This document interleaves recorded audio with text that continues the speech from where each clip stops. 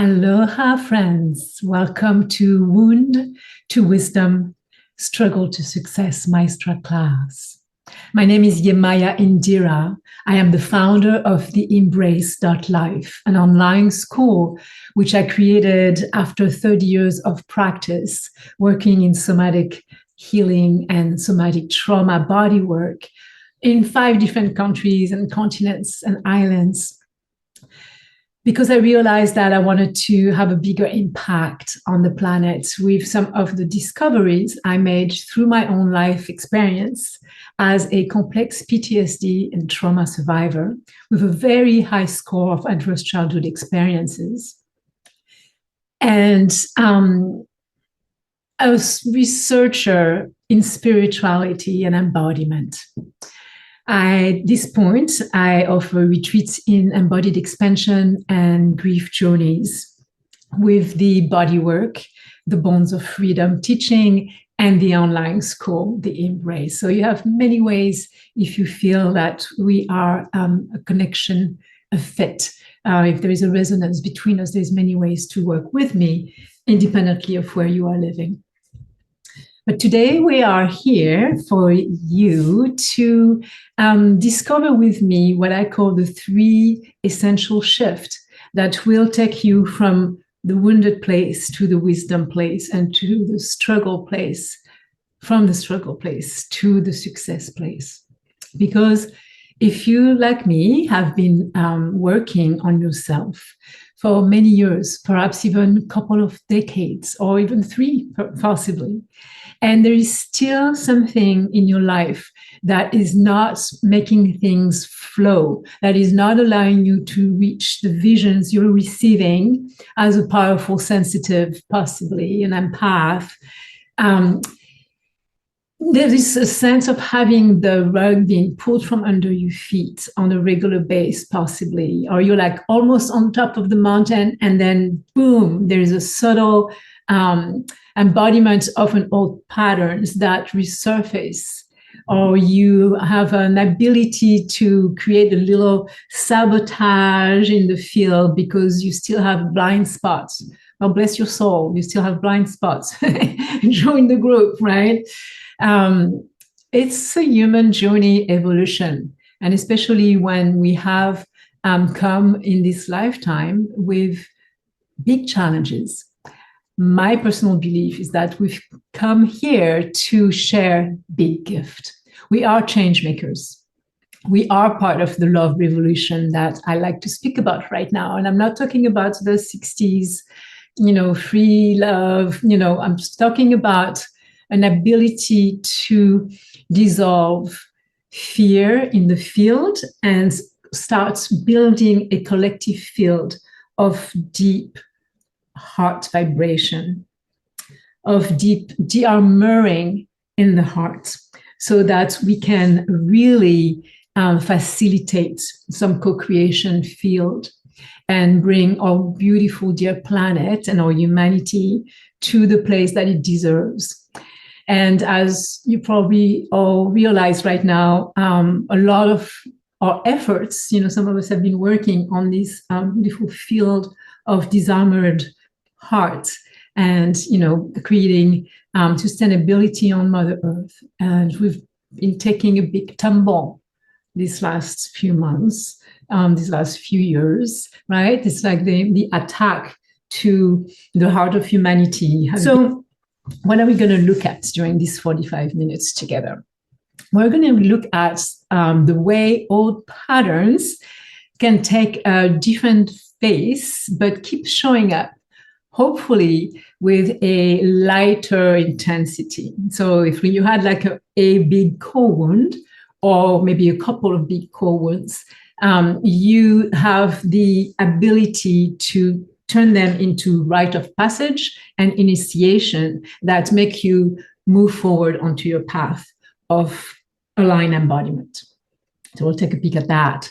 And then we will look at self-sabotage, and then we'll go deeper into the 3 shifts, which I find essential for us to really get the fruits of our labor, our commitment, and our devotion to healing ourselves. So who am I and why am I speaking now instead of you? So again, my name is Yemaya Indira. I've been on this path for a good 30 some years because I came from a very challenging background. I was raised in France. At the age of 5, my mother disappeared. For a year, I didn't know where she was. And I was taken care of by my father, who had been a very violent and abusive man toward her, which I had witnessed very early on, but didn't experience myself. And the way the story was presented to me is like, oh, your mother abandoned you because she doesn't love you, she doesn't care for you. So that created a really deep abandonment issue within me, which got played out in my intimate relationships with men in the unfolding of my life. And then when I became a teenager, my father started being violent with me as well, because I looked very much like my mother, and I also was wired very defiantly. And I see in my practice there is some of us that are very compliant and have certain way of protecting themselves against hardship, or it doesn't have to be violence. It can be like very subtle abuse, sometimes very subtle energetical or emotional abuse, right? And then there is people that are super defiant and fiery, and they have a different way of showing up and protecting themselves.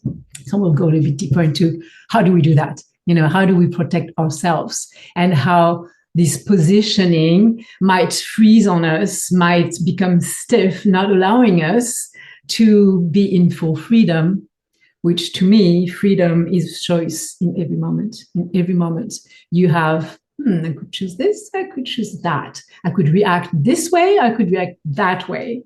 And I very well remember, the beginning of my path where there was no choice. It's like if I was triggered, I was triggered, and there was nothing I could do about it. I had to either, run away or fight. There wasn't that spaciousness, where you're able to even feel yourself, about to close, or about to lash out in the fighting posturing, and it took me some of my work from my teachers and mentor to be able to go, okay, what is the real choice in this moment? What does my heart really desire? So once I was able to reconnect with my mother, there is also more abandonment issues there, because I could see her every other weekend. So there was that sense of melting with the beloved, that she represented for me. And then the separation again, and over and over and over again. So I started very early on. I first left my home at 16 years old, one day where there was too much violence, and I just ran and jumped over the fence and like, see ya. Managed to live in my country of France for a few more years after that. And then at 21, I moved to America. And a couple of years into my years in San Francisco, where, it's like doing a lot of partying and numbing, I suddenly run into a group of people, some dear friends. And there's a little tenderness there, because actually the person that really changed my life that many years ago, we just found out just had a sudden departure of his body a couple of days ago. So his name was Jess Curtis, an incredible dancer and man who introduced me to an entire community of change makers. And from that time on, I started meditating and doing yoga and being embodied, continued having some issues, in my relationships, and then moved on to become a Zen monk at 25 years old. And from being a Zen monk, I discovered the Rosen method bodywork, which was the beginning of my journey with Marianne Rosen, a somatic pioneer, and continued to dance. I did plant medicine for 12 years and completed that chapter many years ago. I became a yogini and bhakti and lived in Indian ashrams. I say, usually like if it's out there, I've usually done it. I've tried it. And, I'm a traditional person, meaning like I like to really grasp a full tradition and from there create something new. a little bit like Picasso, that was an incredible painter and academist before he just went, crazy with his own creativity. So that's where I come from. I have a very strong traditional background, and then I've been playing with it now over the years, like bringing a lot of different tools together. So that's where I come from. Now, coming back to you, let's speak a little bit about the patterns and how can we shift these wounds to wisdom and these struggles into success, because it just breaks my heart to see really good people just being tired of, going like, oh, I was just about to have this one success and then the rug got pulled from under my feet, or I made the wrong choice. I sabotaged myself, or not even seeing the blind spot, right? It's hard sometimes to see the blind spot by ourselves, which is wonderful to have so many mentors and coaches, and classes available to us these days, independently of where we live. So the old patterns are playing out, and I like to see them as rites of passage. I don't like to see them, oh, here is the old pattern again, or what, often we would say, what I call the curse.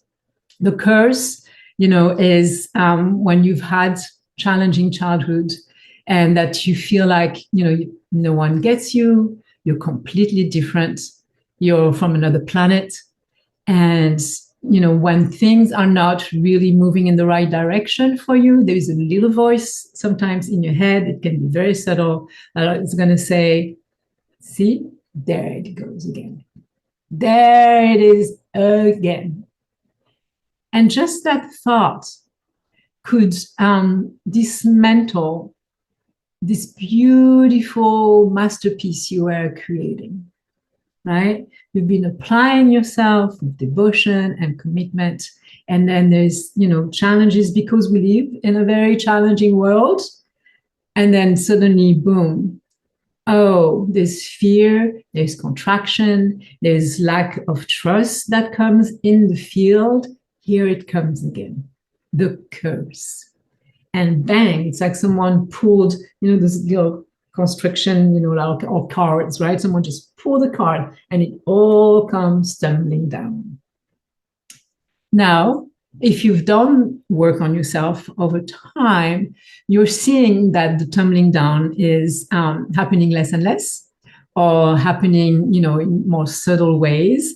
Or I had an interesting one last year, actually, where I literally felt like, oh, the rug is about to be pulled from under my feet. And I jumped and leaped just before it happened, and fell back on my feet because I, perceived that something was about to happen. And I decided that I didn't want to play that game in that particular situation. So as we become more and more trustful in ourselves and our self-confidence, which is one of the first shift, unprecedented self-confidence, the more we can see things coming and decide, because now we have more freedom of choice, decide that that doesn't feel quite aligned. I'm either going to wait and be still and wait to see what unfolds, or I'm going to, jump and leap out of the situation before it happens, because it's not useful to put ourselves back into the same situation over and over and over again. Not as adults, as children, many of us did not have the choice to step out of the situation. But now we do. So, unprecedented self-confidence being one of the steps to let go of those patterns that keep wanting to represent themselves. I think maybe I'll go back to the pattern just for a minute. So why these patterns are representing themselves over and over and over again? Well, the way I see it is like because we're learning more and more and more about them in more subtle ways. And, some people are going to not choose that path. Some people are not going to choose to become a master at articulating their healing journey. It's not everybody's job, you know. If you are into the healing area in the healing arts, or you're a teacher of some kind, or even a parent, because you want to be able to support your children, perhaps the fact that things are representing themselves for you to really look at them and see the pathway could be that reason for you to be able to articulate it for someone else, which was very much my path. And it's beautiful to see that, you know, that core wound, if you would see it perhaps as an octopus, you know, right? So there's a core, you know, body of the octopus that, you know, is, for me, I had two, right? I had the abandonment and I had the violence, double whammy, yeah.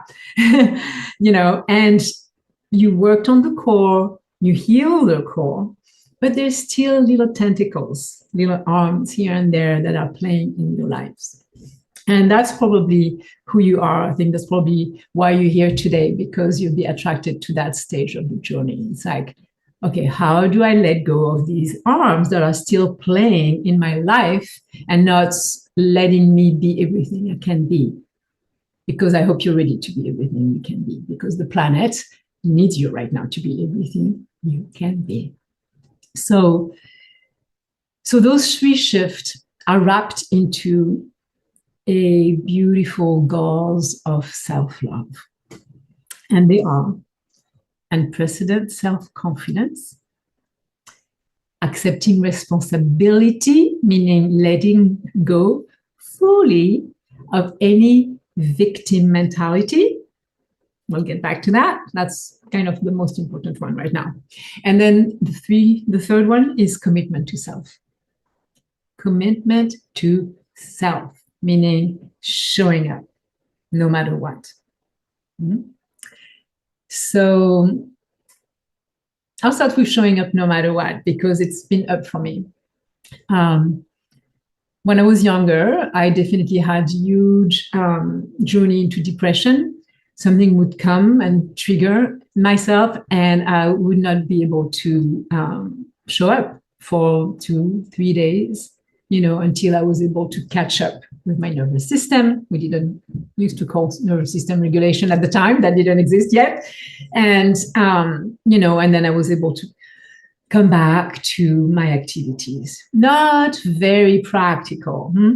Then, you know, there'd be time, you know, as I got lighter and lighter and receiving more and more somatic healing and letting go of my posturing and understanding myself better and what I needed to be able to be a very functional human being. You know, then maybe there'd be time where it would take me 3 hours, you know, to get back on my feet. And then there are times where, well, you're going to need an hour, you know, like you learn that someone just passed and, you know, it's not my mother, it's not my brother, you know, or my child, you know. Of course, there are losses that take months and years sometimes to come back from. But, you know, there is so many different layers of grief, and there is so many types of grief and so many phases of grief. And that's something I love going into, but that's not what we're doing today. You know, there is time where we still need to show up and honor our commitments, right? So in order to be able to do that, to show up, one, well, first of all, needs the tools, you know, and a big tool is presence with oneself, presence with one's heart, presence with one's grief, knowing what is going to keep the grief moving, because you don't want to freeze around the grief. You want to keep the grief moving. You want it to be a wave, right? I speak often in different teaching about the oceanic wave of healing. That's definitely one of the big methods that I use with people, where we disarmor and unfreeze any posturing, protect my heart, become defiant, carry the world on my shoulders, you know, all of that stuff that we have done with our bodies to move along and unwind, so that you become this authentic and protected self, so that the feelings can move and move and move. And then you can go to work, do your thing, show up, and then come back to the grief, if that's what's happening, or come back to the trigger and go back in until that vase of grief, I call it the vase of pure grief, is filled up, with all the tears. But first it has to be pure grief. And that's, again, another story. If we ever work together, that's something I work with a lot, the pure grief and the tainted grief. But to come back to commitment to self and showing up, that is, I was saying, wrapped with self-love, and they all wrap together, because if you have unprecedented self-confidence, meaning that you have been ready to let go of approval, you have touched the essence of your own beauty, your own gift, your own magic, your own madness, right? Because if you want to be someone who's pretty much, in authentic creativity, right? And a lot of my people come and it's like, I want to have this flow of creativity. You have to let go of approval, and you have to be able to nurture your own genius, your own madness, right? And sometimes, all these things, you feel like you have a handle on them, but you're missing a little tweaking. And it just needs a little something to move, like in a room, if you would, or like you feng shuiing, or doing Vastu in Ayurveda, your space, that it's something that's not quite working, and the juice is not able to flow in here. And you're going to move this little piece of furniture, maybe it's only like, 3 centimeters, and things are suddenly, dang, the magic is coming. So it's a little bit the same thing with this work inside and the 3 major shift I'm talking about. So unprecedented self-confidence, being willing to love yourself to the point that you are trusting your message, your alignment, who you are, and why you have come on the planet at this time. Okay. Then accepting responsibility. So let's talk about the victim, because that one can be super subtle. I was actually doing another presentation earlier this morning in a beautiful group called the Woman Spirit Festival on Facebook. And I decided to make myself transparent about, the latest journey I took around going like, I still have a victim, thing. I have a victim thing that's still working in me. So what I realized was I moved to the big island of Hawaii last year from the island of Kauai. And I haven't been working, throughout my life. I worked my abandonment issues into my relationship with men. Where my heart was open and melting. And then, kind of felt like, okay, done with that now. And so it found a way to show up in a more subtle area of my life. So when I moved to the big island, I made some friends, and my first friend, I was really excited about it, a woman friend. And I was like, I love this girl. She's so cool. We're going to do this, we're going to do that. And I put a lot of expectation, thinking that, she was wired like me. And because I do have a lot of experience in community, I know how to nurture community. And I made the mistake of thinking that's the way she was functioning as well. And so I had expectations because I was new, and I was like, I'm sure she's gonna, make sure I'm okay, that I know where to go to do this or do that, blah, blah, blah, blah, blah. It turned out to be a disaster. I felt deeply abandoned, and I was very surprised. That was like stage 1. Okay. I moved to another place. It's a big island, right? There's the south and the north. I moved to the north side just a couple of months ago. And through this new woman friend, and it was one of those, we met at a concert, we looked at each other, we're like, do we know each other? And we didn't know each other, but there was that sense of recognition. So be careful with those, either from friendship or soulmateship, because usually they're characters that you're bringing into your life for evolution, to get to your next level.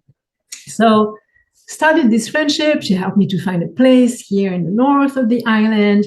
And again, I was like, oh, great, I got a new friend. I'm so excited. We're going to do this, we're going to do that. And turned out that the girlfriend actually just found her soulmate and, started a really deep relationship and has absolutely no time for me. And I'm like, oh, I just moved here. I don't know anyone. Who's going to take me to this right spot and who's going to check on me, make sure that I'm not feeling too lonely or too isolated and blah, blah, blah, blah, blah.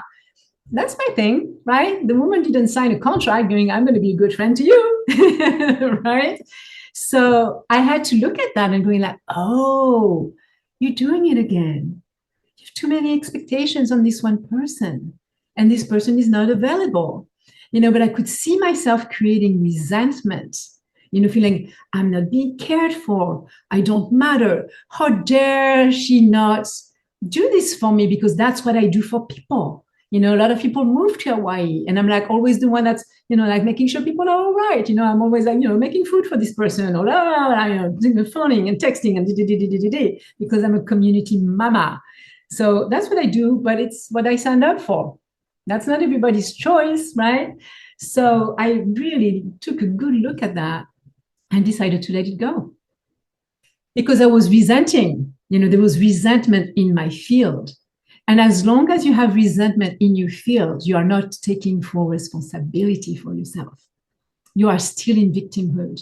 And that is a buzz and a contamination of your creative field, of your alignment. It's not healthy. So I saw what I was doing, even though it was subtle.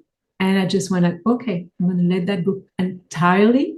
Bless her soul, wishing her peace and love and everything. And I'm going to be proactive and I'm going to find other people and people that, resonate more maybe with my vibration or are looking for friends as well, etc., etc. And it's working a lot better since I've done that. So I just want to invite you to look at your life and go like, okay, is there a place? And I think the resentment piece, is really where you're going to find it. Is there something in my mind, even like waking up in the morning and going like, oh, yeah, I haven't done that for me. Oh, they haven't returned my call. Oh, they haven't texted me back. Or blah, blah, blah, blah, blah, blah.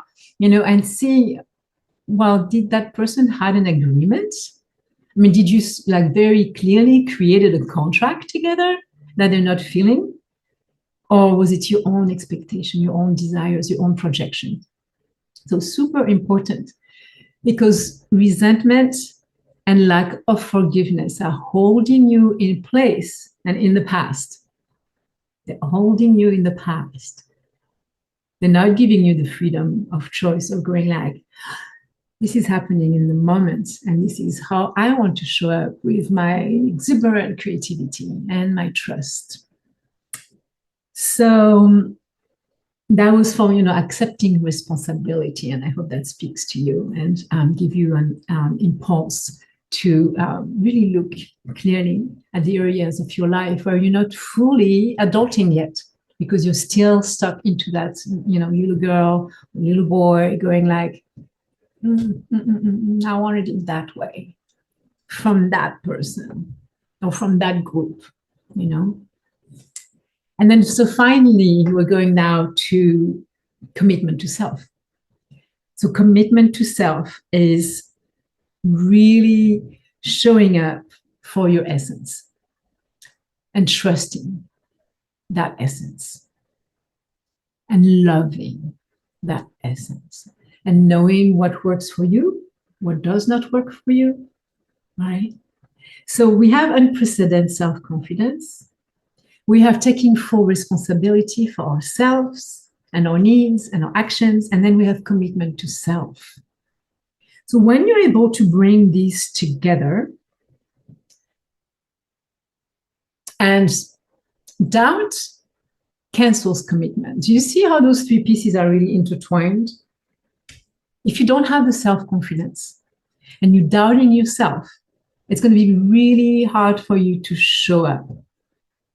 For you to show up when there's a part of you that feels lazy, that feels triggered, that feels tired, that feels overwhelmed, that's going to be really, really hard if there isn't that deep commitment to who you are, knowing that the world needs your magic and it needs it now, not tomorrow. And again, you have a choice and you have, the ability to know, okay, today is not a day for me to show up. Today is time for me to let go, let myself be, and that's very honorable. But you want to make sure that it's coming from a real freedom choice, not from a fear choice. Okay? So the impact on your life, if you're not showing up today for this one thing you had committed yourself to do, how many people are you letting down? How hard are you letting yourself down if you're not showing up for this one task today? And perhaps you're in the clear. You're not letting anyone down. You're not letting yourself down. You have a few more days to complete the task. Oh, cool. Okay. So being able to be aware of what you're doing, why and how you're doing it is crucial. And it will change the ability for you to receive visions and things that we really would love to experience in this lifetime. So I'm going to ask you to bring that into your consciousness right now as we sit with our feet on the ground, feeling the sole of the feet, connecting with the earth, and the bottom of the cheek and your pelvis on whatever you're sitting on, feeling that contact. So letting yourself feeling grounded, relaxing the shoulders, opening the breath, relaxing the shoulders and neck, letting the head lengthen toward the sky, just dropping the chin slightly toward the chest, and letting the breath breathe itself.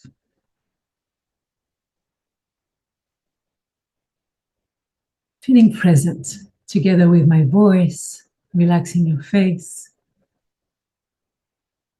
And now calling in the vision of this one dream that you are still hoping to create in this lifetime.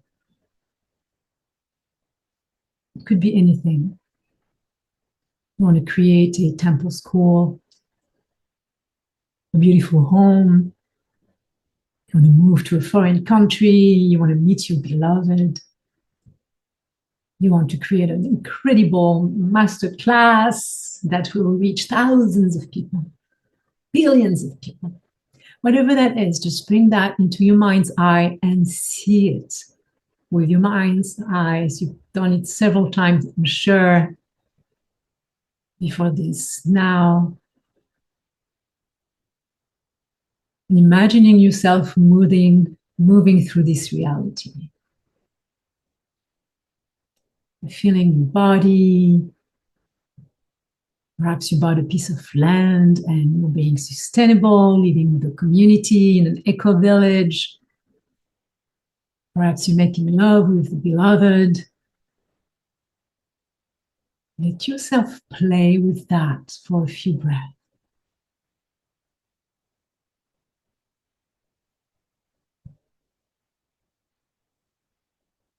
Let yourself hear the sounds that are surrounding this reality, this dream.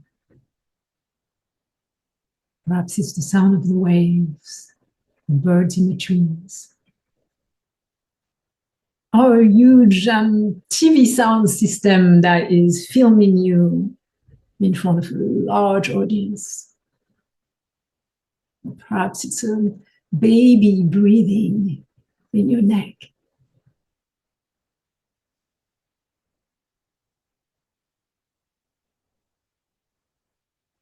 Feel your skin, feel the smell in the air. Just really come embodied into this dream reality.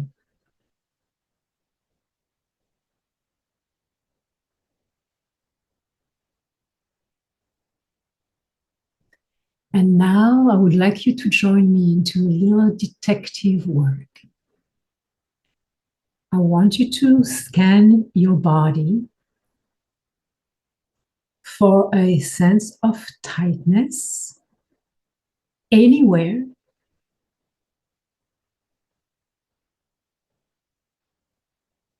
And tuning into this tightness, I'd like you to ask it if it has a meaning for you to see.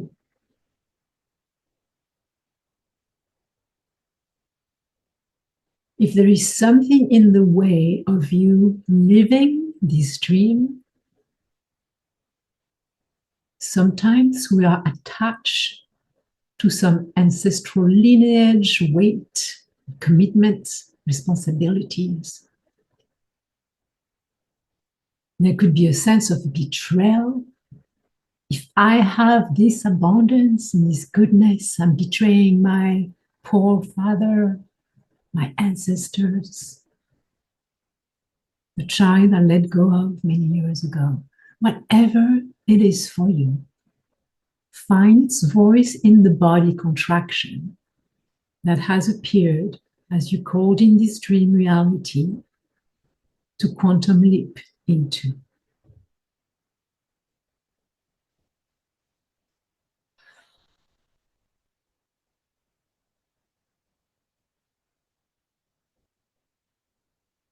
Could be in the back of your neck, or in your solar plexus, some kind of contraction.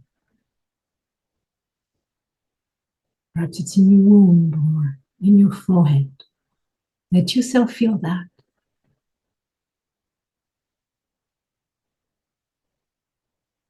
Let it speak to you clear words.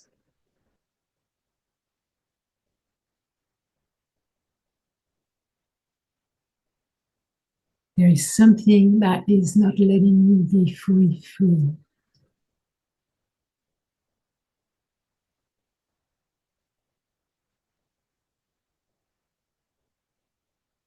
Some place where perhaps you feel you don't quite deserve it.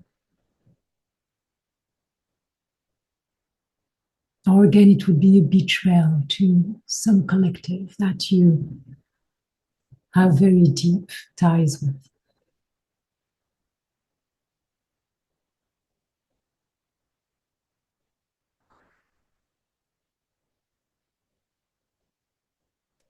And when you have found that, when you have heard those words,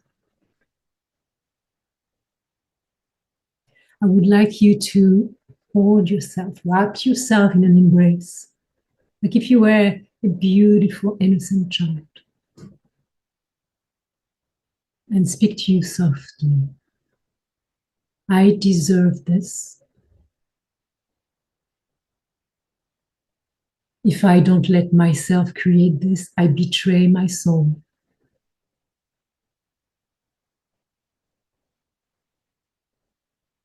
There is no support for others if I don't support myself.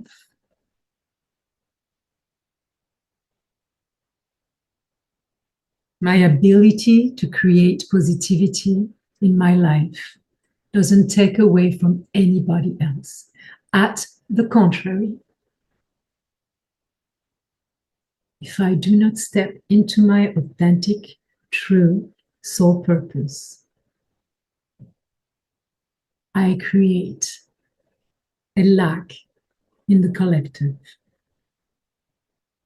The collective, the heart tribe, the Gaia tribe needs me to show up all the way, trusting my visions, trusting my blessings, trusting my soul path. Take a deep breath and expand, expand, expand. Let your heart open. Let yourself be de-armored. Let yourself be free.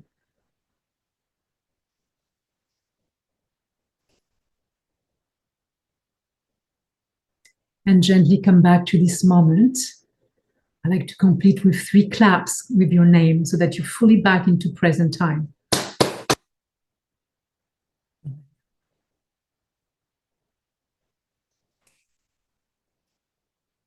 coming back to this moment. There is a love revolution happening on the planet.